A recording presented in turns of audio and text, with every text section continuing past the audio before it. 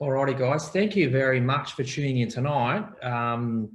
It's going to be a bit of the boring one, contracts, but very important, learn all about contracts and some of the terms that you need to be able to make sure you don't get caught out. Even conveyancers and solicitors will ask you questions, and you really need to know what you're talking about before you enter a property contract. So, alrighty, so we've got a few people still joining us.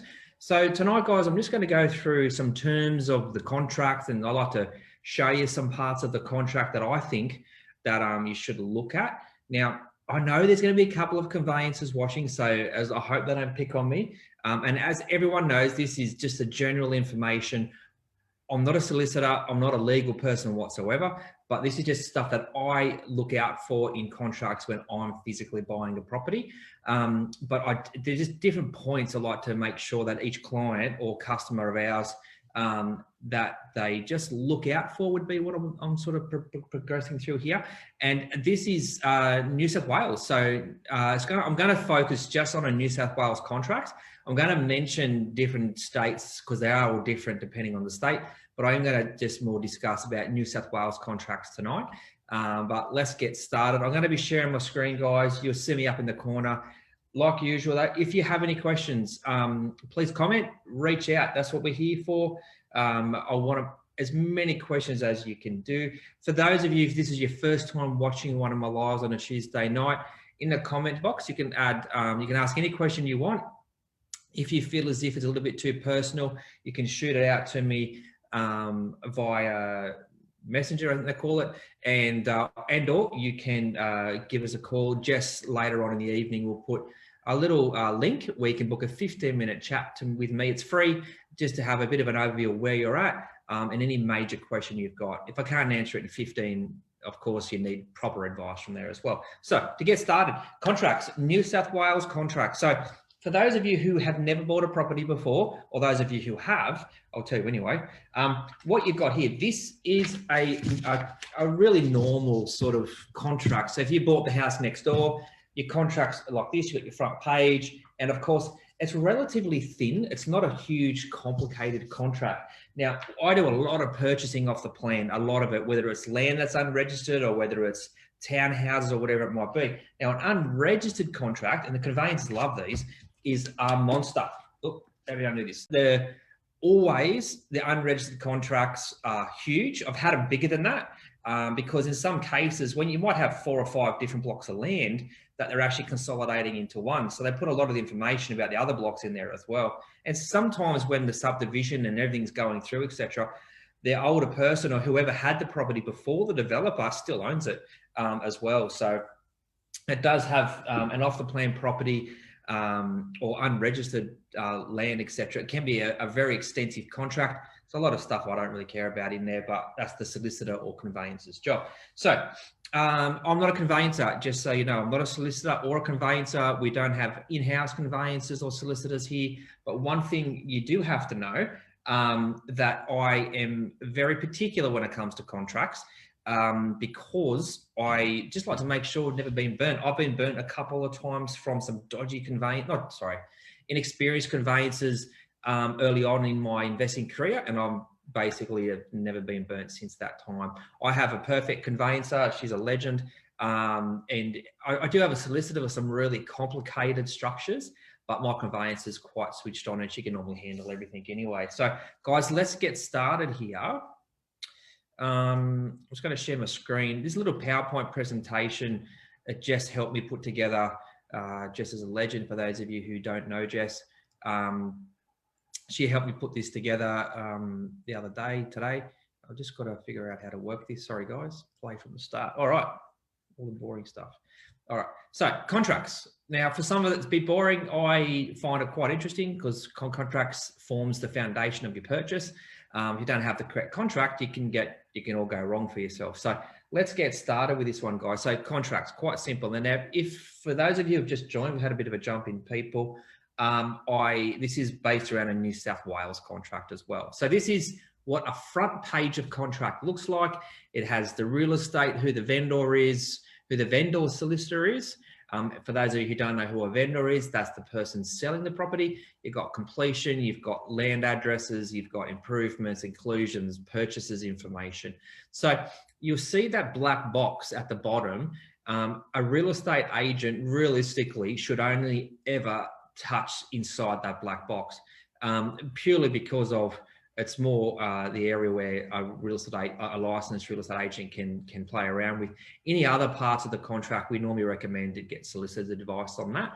100% there, definitely. And this is, sorry, one thing I wanted to mention as well, this is a residential contract of sale. A commercial contract of sale will be a little bit different as well.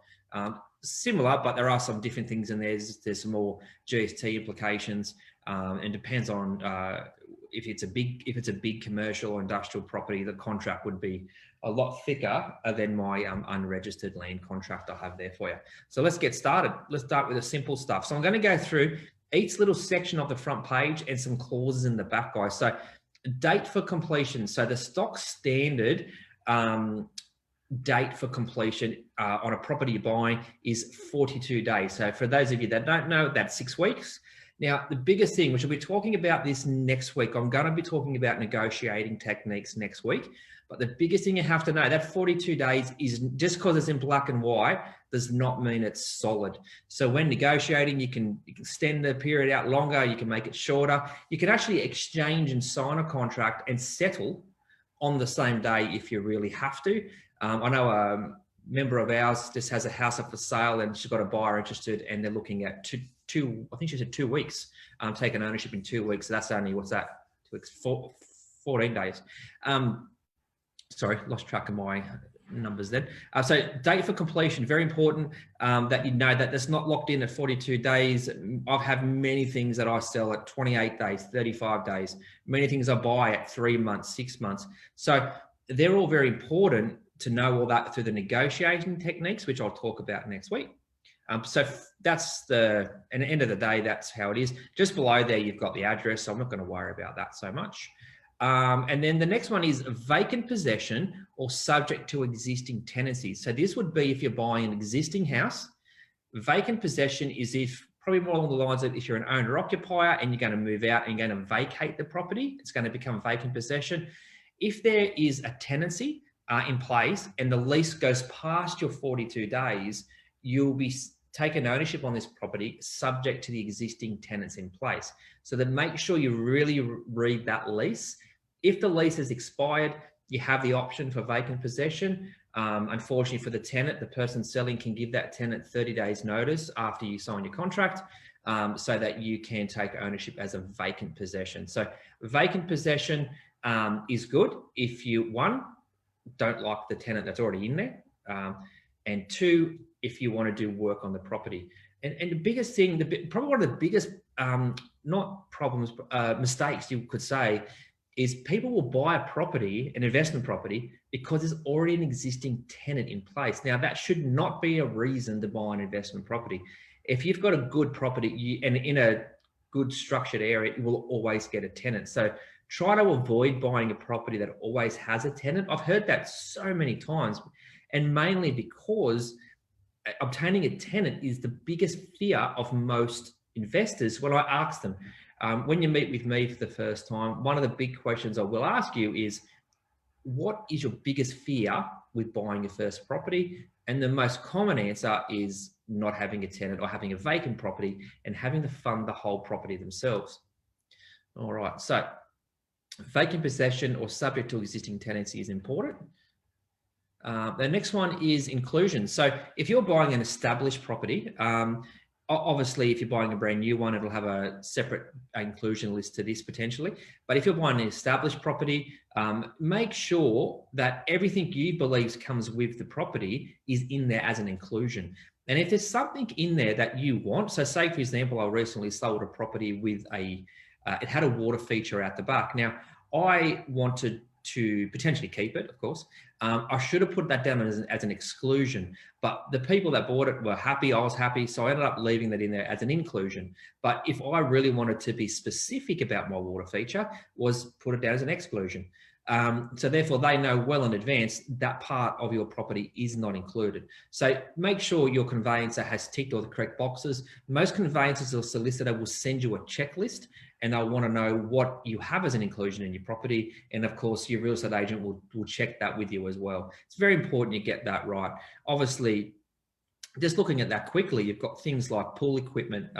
That's one there that might not come with the pool, for example. You might have a very expensive pool cleaner you want to keep.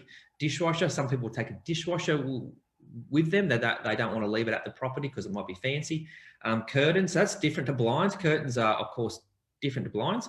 And they might want to take the curtains with them. I don't know how the hell they're going to take built-in wardrobes with them, but you never know. Some people might be fancy. And of course, you've got other, and that would be something totally different.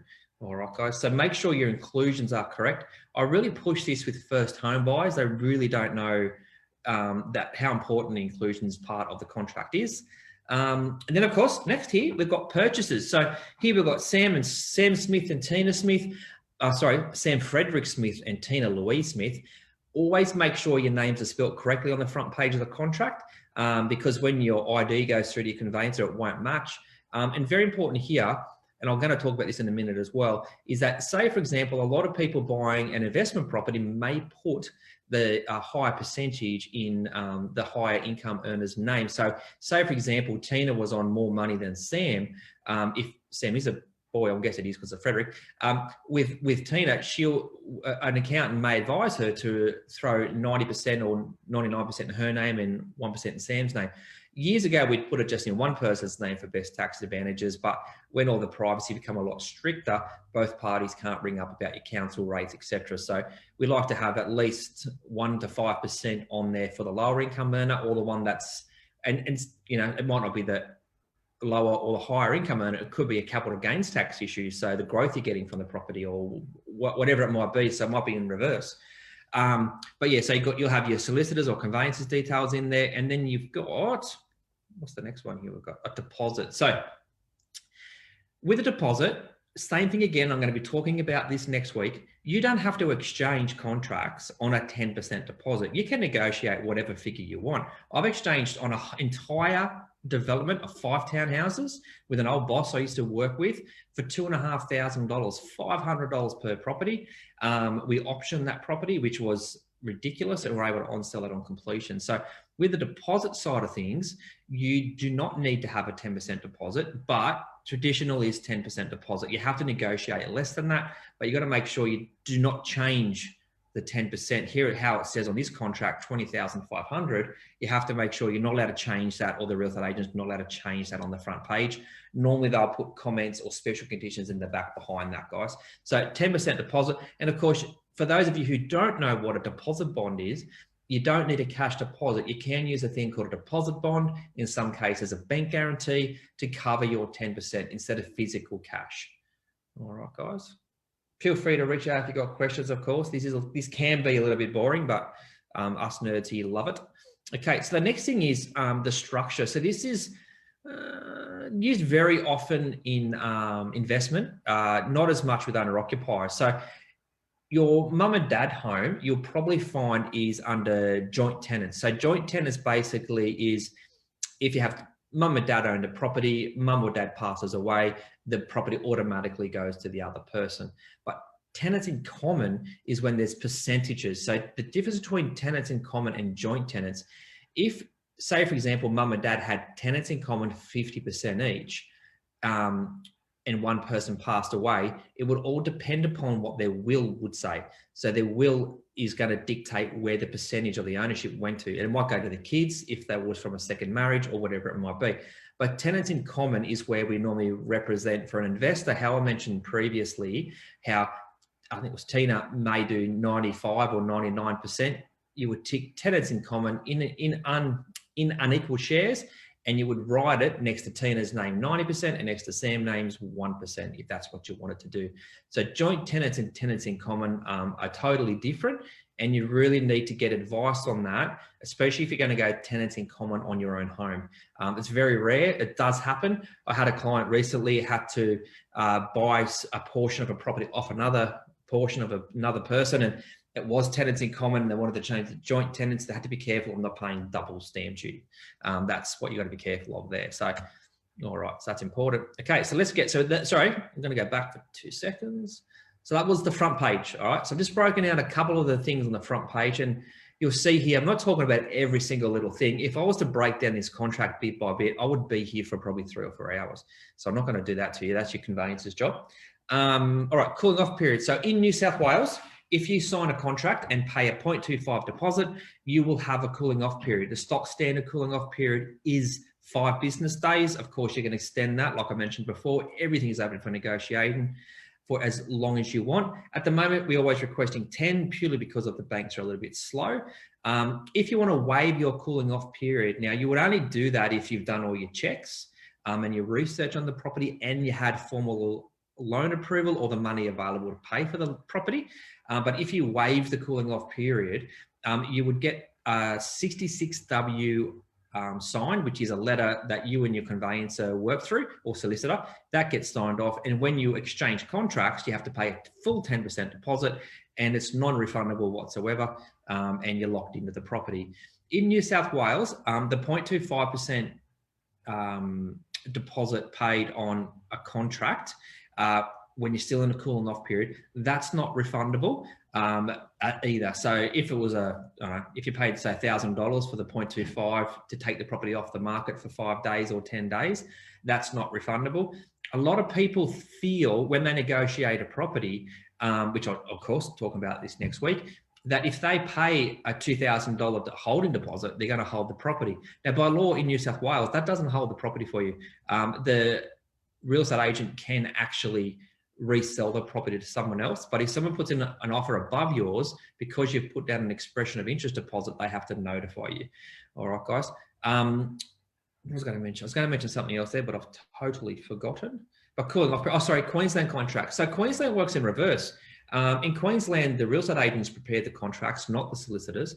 And you sign the contract up front with normally a 21-day cooling off period with a finance clause or a building inspection clause. A lot different to New South Wales, where in New South Wales, you don't have to sign the contract until you're ready to sign the 66W, but the property stays on the market. Where in Queensland, the property is on the market up until you sign the contract and pay your, depends on the deposits varied on that cooling off period in Queensland. But by the end of the cooling off period, whether New South Wales, Queensland, anywhere, you're gonna have to pay your full 10% unless you've negotiated otherwise. All right, covenants. Now, covenants are restrictions on the use of the land. You get this sometimes in older areas. This one's focused more towards a brand new estate, but older areas, the most common one that I see in the older areas is heritage listed properties. Their facade has a covenant on colours and what the facade has to look like. You can get covenants on facades in new estates, but they're nowhere near as strict as heritage listed areas. So covenants just are restrictions on the land. It's very important to have covenants in here, okay? If you don't have covenants, anyone can build whatever they want, wherever they want, etc., etc. So all dwellings must be constructed by brick. All dwellings, roofs, I apologise for my spelling there. I've just realised I've made a few spelling errors. All dwelling roofs or roofs, I don't even know what's happening there, must be colour bond. So in some estates, you're not allowed to have a tile roof because it's the aspect or the look of the estate the developer wants. The fences must be colour bond. And in this one here, they've actually stated what colour bond. I've seen that happen a lot. All dwellings, the main part of the dwelling needs to be a minimum of 200 square metres. So that's a size covenant. That's a restriction on not being able to build small properties. It has to be a relatively sizable property. No secondary buildings on any block can be visible from the street. So if you want to build a granny flat, even a shed, you can't see it from the street. Covenants don't always last forever. Sometimes they might be only there for 7 years. All driveways must be coloured concrete. Landscaping to all dwellings must be completed within 12 months of completion of the house. So that's just some examples. And now you have to understand, guys, I'm only summarising everything here. There could be another 20 covenants you can put in place. So don't pick on me there, Mr. and Mrs. Conveyancers that are watching. All right, so say for example, you buy a property, and a lot of people have to know this, that if you fail, so you sign your 66W, sign your contract, you pay your 10%.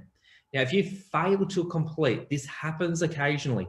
If you fail to complete, the vendor or the seller can keep your 10% and can charge you more for damages. So see here, this first clause, it's got 10% of price plus delay, depending on how many days you're late as well. Because if you're supposed to settle on the 1st of March and you don't, the vendor or the seller can give you a 14-day notice to complete, which means you've got 14 days. That's not business days, that's just 14 generic days to take ownership on the property. If you don't, they can take your 10%.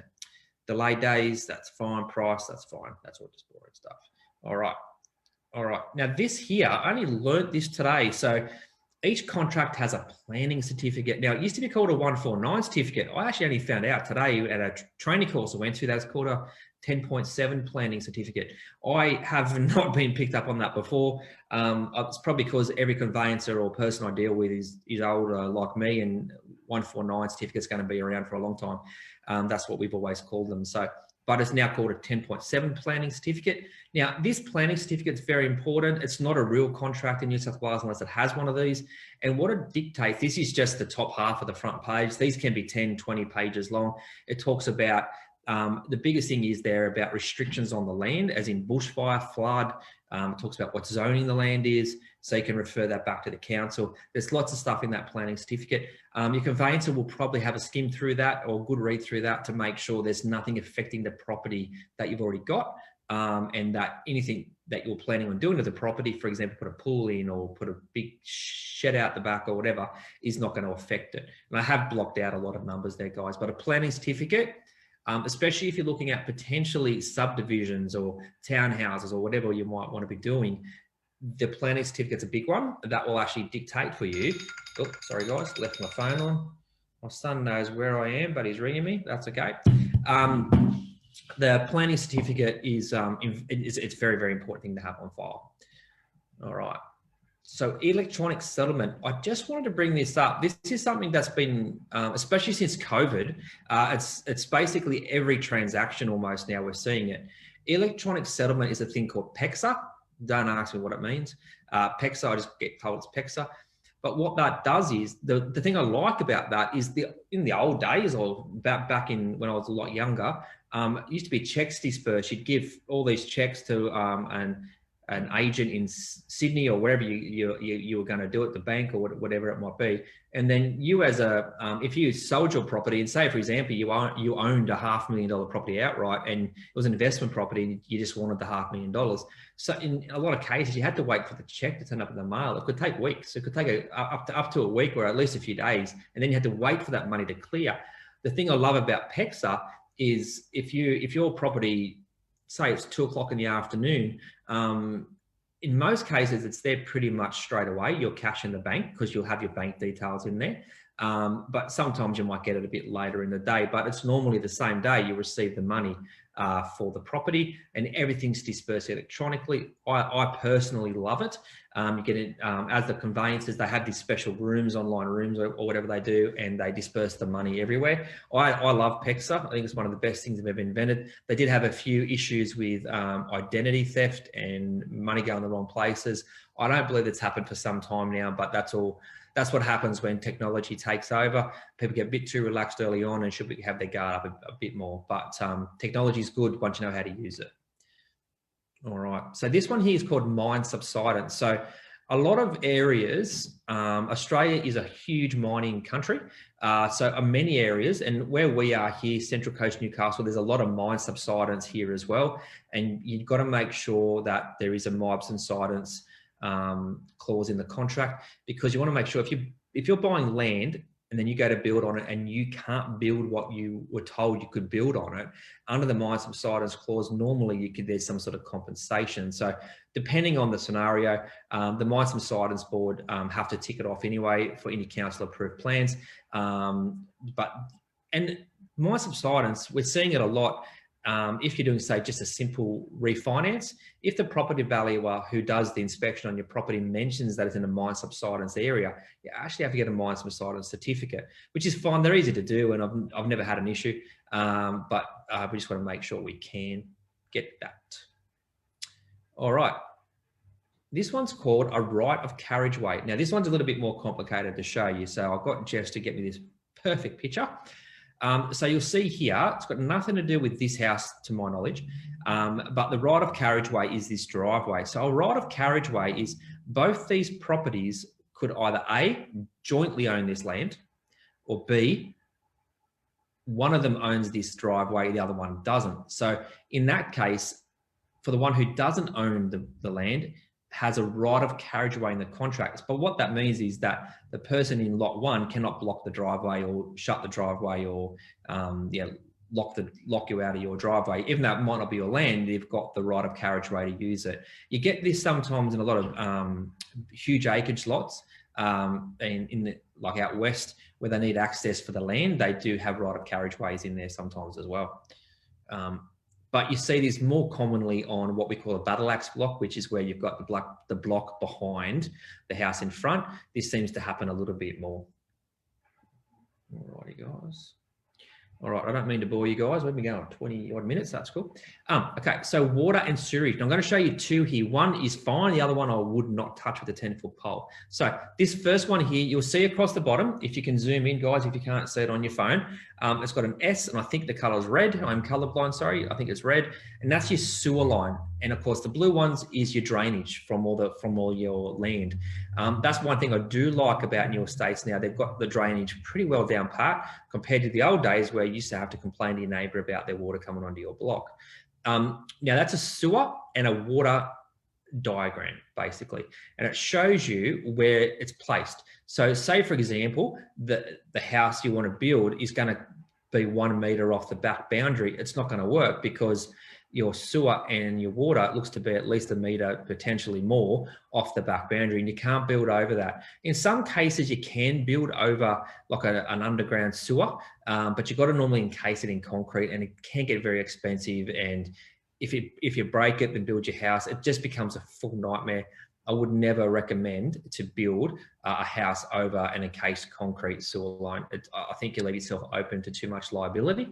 But of course, I wouldn't care anything at all about putting a car shed or the garden shed or even a potential back veranda. I wouldn't care about that so much, but a full house structure I would care. So to me, that water and sewer diagram looks fine. It's pretty common what they've done there. Sometimes you have them running down the side as well of the block, depending on what the estate's been put together. So this is another water. This is more like a sewer diagram, but as you'll see, this is a nightmare. So you see here, lot 23 or 15, whatever it is, you've got two. One's encroaching quite deeply into the backyard. The front one, I don't think it'd be a big hassle. You just put your driveway over it. But, oh, thanks, Simone. PEXA, Property Exchange Australia. So as you can see, Simone's a conveyancer. She just told me what PEXA means. Yeah, so this is a, if I've seen this water and sewer diagram, I would be definitely hesitant about what I was doing here. It only gives you a much smaller envelope to build on. Yeah, you just got to be really, really careful. This come out of a contract that one of my staff were looking at, a block of land in Newcastle, and this come out of the contract that actually had, on top of that, it had an environmental zone on, it was almost probably a fifth of the block on the front left-hand corner. And yeah, that's just a building nightmare. Building envelope was just ridiculous. And then I did tell her as well, she's going to have bushfire issues with the bushfire, with the environmental zone so close. Okay, now off the plan. Now I did show you before, guys. I'm not sure if you can see my little screen here. This is my off the plan, you big thick bastard. All right, now my big thick contract. I just wanted to mention a few things I'm buying off the plan. I've only got a couple more things. Sorry, guys. I know we're almost done.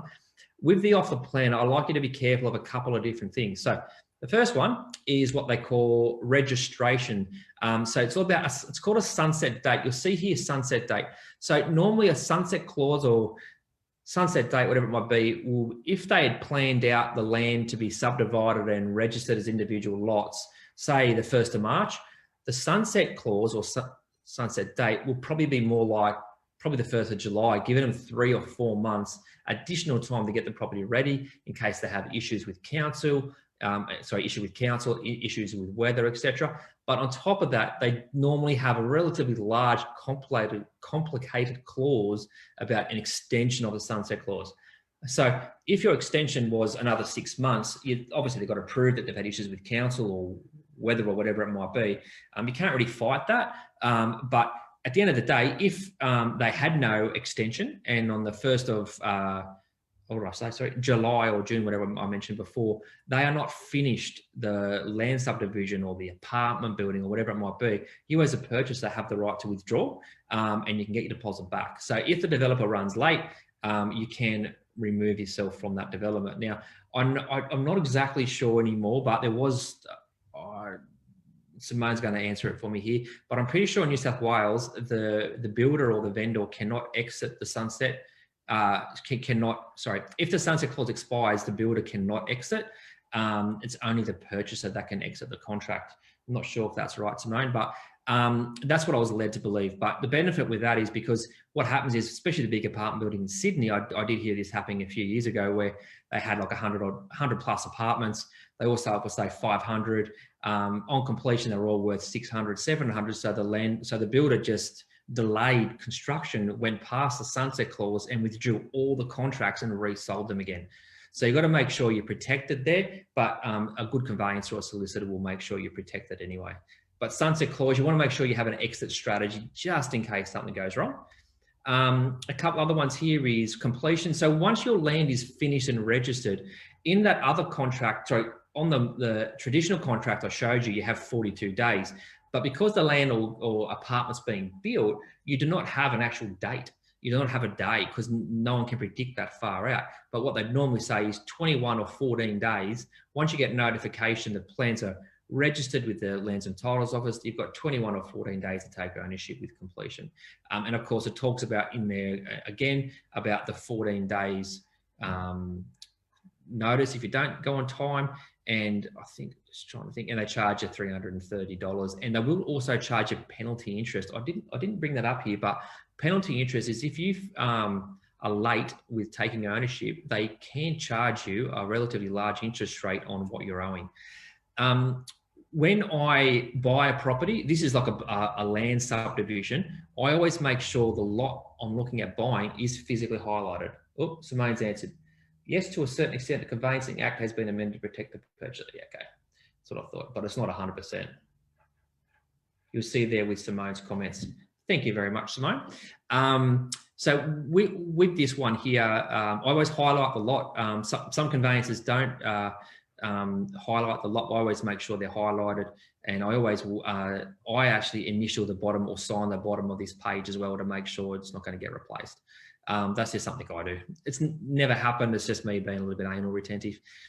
Services to the land. So you want to make sure your land's going to have all the services needed: water, sewer. You'll see here low voltage power, which I'm guessing that's normal power. But see, with NBN, a lot of people don't realise the conduit or the piping is there from the street to the house, but there's no NBN actually physically connected. The NBN has to put that in place. So the builders or the land developers make sure you're aware of that, but that's something you're going to have to do afterwards. All right, changes the plan. Now, this is one's very interesting. A lot of people don't know this. So a few things can change. When a property's, this happens with land or townhouses or whatever it might be, they change the numbering of the lots between your contract and when you take ownership. Your address can actually change. I've seen them change street names. I've seen them change street numbers, lot numbers. But that's all okay, as long as it's all recorded and everything, everyone knows what's happening. Another thing as well is most land developers or builders will have a clause here. It's clause B. I'm not sure if you can see that. It's a reduction of size of the land or size of the property. So if the land is 700 square meters and it's more, when it's finished, because you will get a registered survey plan at the end, if it's more than 3% change, in some cases, you have the right to walk away from that contract. But they do have an allowance of up to 3% changing, which is a fair bit when you think about it. That's basically 3 square meters for every 100. That's 21 square meters for a 700 square meter block that it can change. I've never had big issues about that before, but it's a good clause. You make sure you have it in the contract with an off the plan purchase, whether it's land or apartments, etc. All right. Numbering yep, that's all fine. Okay, so that's the big, I just wanted to mention that one there is, yeah, the addresses can change and that the size of the property can, if it's bigger, whatever, take it. If it's smaller, be wary and get it all done. All right, that's it, guys.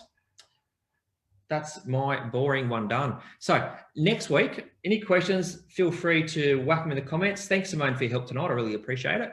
And, oh, actually, I'm going to stop sharing the screen. Okay, there I am. Feel free to put comments in there later, put comments in the timeline within the group. And yeah, we're quite happy to help you out with anything you can. Jess has just popped in there the 15-minute Calendly link, and what that reverts to my calendar for a quick 15-minute call. I only have about 4 slots really for a 15-minute call each week, because it's just like a bit of a service I want to give to people. Next week, I'm going to talk about negotiating techniques. It's not just with property purchases, it's also with banks. I'm going to talk about how you can negotiate better with banks, how you negotiate better with property purchases, etc.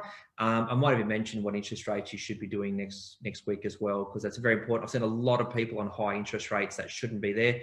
What I mean by high interest rates, I'm talking like, if you have an investment rate, you should be down to say 3.2-ish or below. Depends on your loan size and depends which bank. But I did have a member only, pretty sure it's just about to go through in a couple of days, but they were on, I think it was over 4%, and I thought that was ridiculous. And I'm so glad we changed them quickly. So guys, next week, negotiating techniques. Thanks again for watching. Put your comments or questions in, or shoot me a message on Facebook. For those members who already have my mobile, of course, send me a message on that. I have been a little bit late at getting back to people this week. Sorry if I still have to return your call, but feel free, reach out. I will get back to you this week. And yeah, next week, negotiating techniques. I can't wait. That's one of my favorite things I like to do. I'm Wayne Jessup, the property bloke, giving you real property, real strategies to get real results. Thanks, guys. Have a good night. I'll see you next week.